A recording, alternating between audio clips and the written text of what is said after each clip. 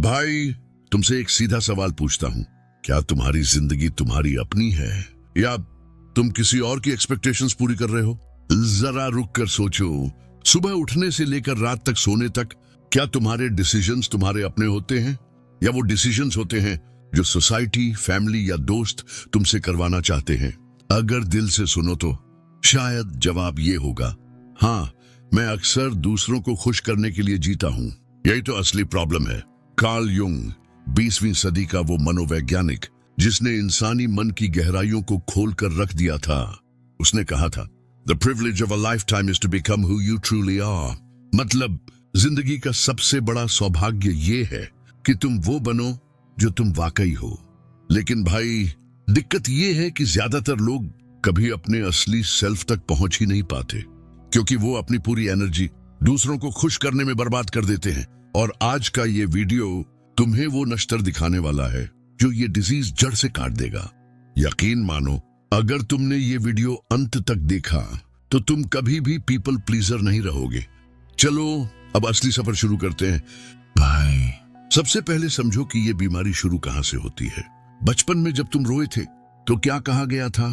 चुप रहो, लोग क्या सोचेंगे। जब तुमने अपनी अलग राय रखी थी तो किसी ने कहा था, बड़ों से बहस मत करो, ये अच्छा नहीं लगता। धीरे धीरे तुम्हारे दिमाग में एक बिलीफ बैठा दिया गया, अगर तुम अपनी असली फीलिंग्स दिखाओगे तो लोग तुम्हें रिजेक्ट कर देंगे।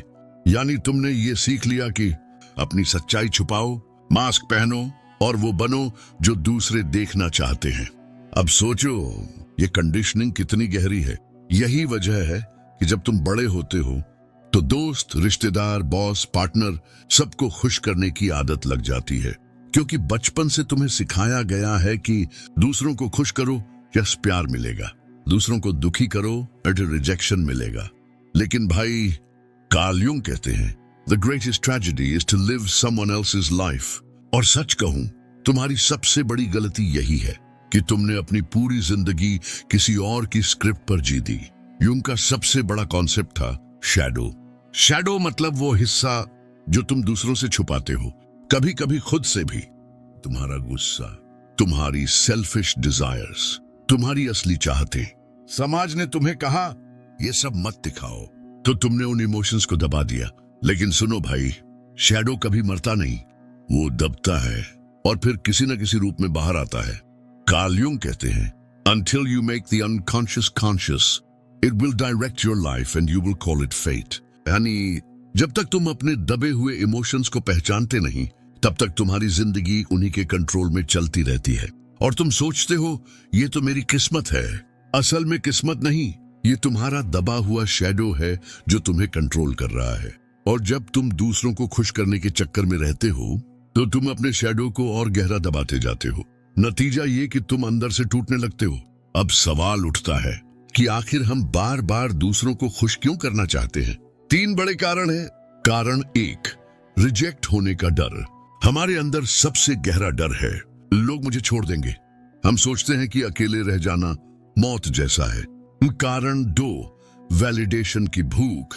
हमें लगता है कि हमारी वैल्यू तभी है जब लोग हमें अप्रूव करें, चाहे वो सोशल मीडिया पे लाइक्स हों या फैमिली का गुड बॉय वाला टैग। कारण 3, फॉल्स सेल्फ। बचपन से हमें कहा गया, अच्छा बच्चा वही है जो सबको खुश रखे। तो हमने एक नकली सेल्फ बना लिया, एक ऐसा वर्जन जो सोसाइटी को पसंद आए। लेकिन भाई, ये नकली सेल्फ धीरे धीरे तुम्हें अंदर से हॉलो बना देता है। कार्ल युंग कहते हैं, the most terrifying thing is to accept yourself completely.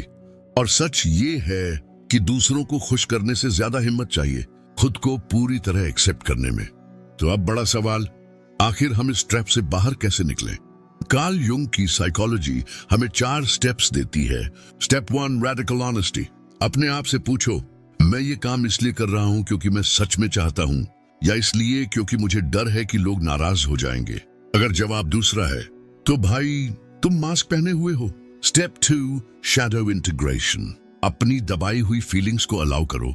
गुस्सा है, मानो। ना कहना है, कहो। सेल्फिश डिजायर है, देखो उसे दबाओ मत, क्योंकि दबा हुआ डिजायर जहर बनकर बाहर आता है। Step 3, boundaries. सीखो ना कहना, क्योंकि रिस्पेक्ट बाउंड्रीज से मिलती है, कॉम्प्रोमाइज से नहीं। Step 4, individuation. कार्ल युंग का सबसे गहरा कॉन्सेप्ट इंडिविजुएशन, यानी भीड़ से अलग होकर अपने असली सेल्फ को जीना, यही असली आजादी है। चलो एक रियल एग्जाम्पल लेते हैं। मान लो तुम्हारा दोस्त हर बार कॉल करके सिर्फ अपने कामों के लिए तुम्हें यूज करता है। तुम्हारे पास समय नहीं है, लेकिन तुम फिर भी हाँ बोल देते हो। क्यों?